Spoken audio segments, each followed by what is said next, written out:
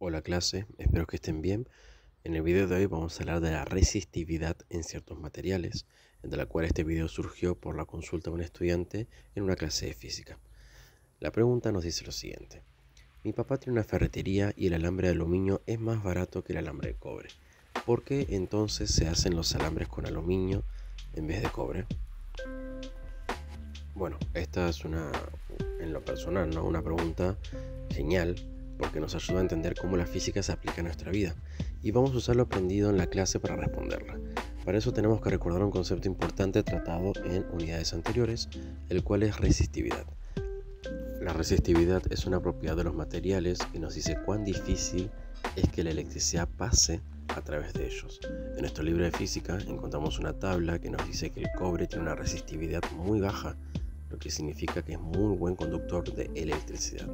El aluminio, por otro lado, tiene una resistividad un poco más alta, por lo que vemos en datos, lo que significa que no conduce la electricidad tan bien como el cobre.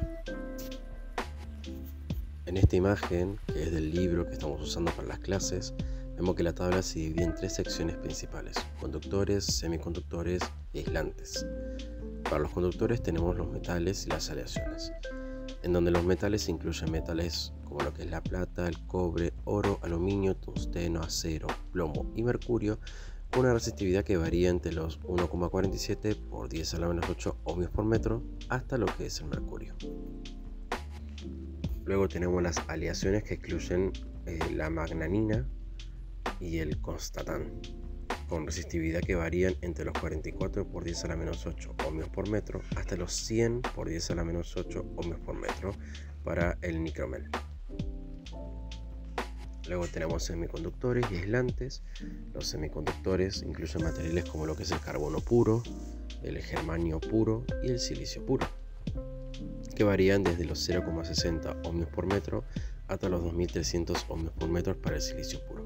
Y por último tenemos los aislantes, que acá tenemos la lista, como lo que es el ámbar, vidrio, leucita, mica y cuarzo, entre otros, ¿no? Que varían entre los 5 por 10 a la 14 ohmios por metro hasta los 10 a la 15 ohmios por metro. También como aislante tenemos la madera, que varía entre 10 a la 8 ohmios por metro y a la 10 a la 11. Entonces esta tabla nos da una idea de cómo los materiales varían en su capacidad para conducir la electricidad en una temperatura estándar. Los metales son los mejores conductores, seguido de los semiconductores y finalmente los aislantes, que prácticamente no conducen electricidad. Bien, y para el cálculo de la resistencia podemos hacer un pequeño cálculo para entender mejor estos datos y la tabla. Sabemos que la resistencia de un alambre se calcula con la siguiente fórmula. Tenemos que la resistencia es igual a lo que es la resistividad. L en este caso sería lo que es la longitud y A sería el área de la sección transversal.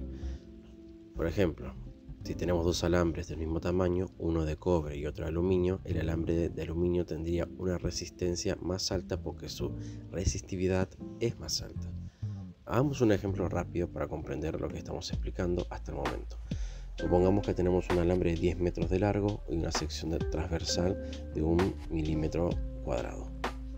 La resistencia del alambre del cobre sería, por ejemplo, el 1,72 por 10 a la menos 8 hay que dividir justamente los 10 metros de largo por el 1 por 10 a la menos 6, que son los metros cuadrados, y nos da un total de 0,172 ohmios. En cambio, el aluminio sería 2,75 por 10 a la menos 8 por lo mismo que hablamos antes, los 10 metros y el metro cuadrado, y nos da 0,275 ohmios, dándonos a entender de que el aluminio tiene mayor resistencia que el cobre. También para este tipo de preguntas tenemos que tener en cuenta la densidad y el peso. El aluminio es mucho menos denso que el cobre, lo que significa que pesa menos. Esto es muy importante en aplicaciones donde el peso es un factor crítico, como lo que es en las líneas de transmisión eléctrica o en aviones. Y finalmente el aluminio es mucho más barato que el cobre. Esto puede hacer una gran diferencia con el costo total de un proyecto en específico, ¿no? Para más información tenemos esta página que es de Stanford justamente y nos dan ciertos materiales con sus densidades y más.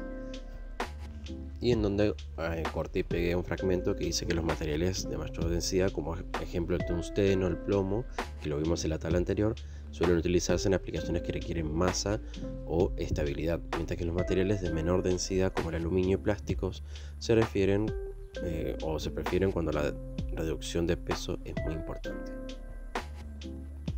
Y como conclusión, según el capítulo 25 del libro de Física Universitaria, la resistividad del aluminio es mayor que la del cobre, lo que significa que el cobre conduce mejor a la electricidad. Sin embargo, el aluminio es significativamente más barato y menos denso. En aplicaciones donde el peso y el costo son factores importantes, como lo que es la construcción de líneas de transmisión eléctrica o en aplicaciones aeronáuticas, el aluminio puede ser una opción más económica y práctica. Además, en aplicaciones donde la resistencia no es un factor crítico, el aluminio puede ser una alternativa viable. Por lo tanto, aunque el cobre es mucho mejor conductor, el aluminio es preferido para muchas situaciones debido a su menor costo y peso. Y con esto queda resuelta la duda de nuestro estudiante. Muchas gracias por ver el video. Hasta la próxima.